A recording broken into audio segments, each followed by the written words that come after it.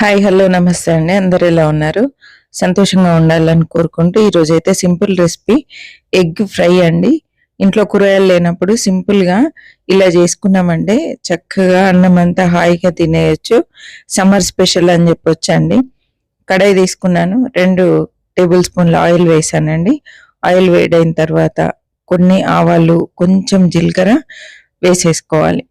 ఈ ఆవాలు జీలకర్ర చిట్పట్లాడిన వెంటనే తరిగి పెట్టుకున్నటువంటి ఉల్లిపాయలు వేసేసుకోవాలండి.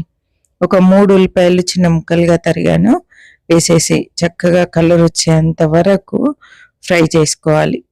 ఇది మంచిగా అంతా ఫ్రై అయ్యేంత వరకు ఫ్రై చేసుకోవాలండి. ఇలా కొంచెం కలిపేసి ఇప్పుడు కాస్త రుచికి సరిపడా ఉప్పు వేసేసి మళ్ళీ ఫ్రై చేయాలి. చాలా సింపుల్ రెసిపీ అండి, సమ్మర్ స్పెషల్. కూరగాయలు ఇంట్లో ఏం లేనప్పుడు ఇలా ట్రై చేయండి. అన్నంలోకి చపాతీలోకి సూపర్గా ఉంటుంది. కొంచెం పసుపు, రుచికి సరిపడా కారం. కారం కొంచెం ఎక్కువ వేసుకుంటే బాగుంటుందండి, స్పైసీగా ఉంటేనే టేస్ట్ బాగుంటుంది.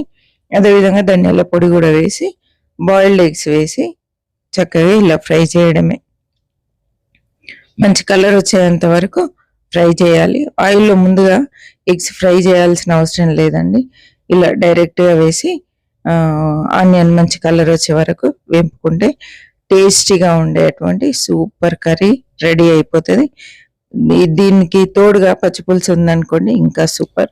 మీకు ఈ రెసిపీ నచ్చినట్లయితే తప్పకుండా నా ఛానల్ ఫాలో అవ్వండి. ఈ టైటిల్ కింద లింక్ ఇస్తాను, అదొకసారి క్లిక్ చేసి చక్కగా మెయిన్ వీడియోస్ చూడండి.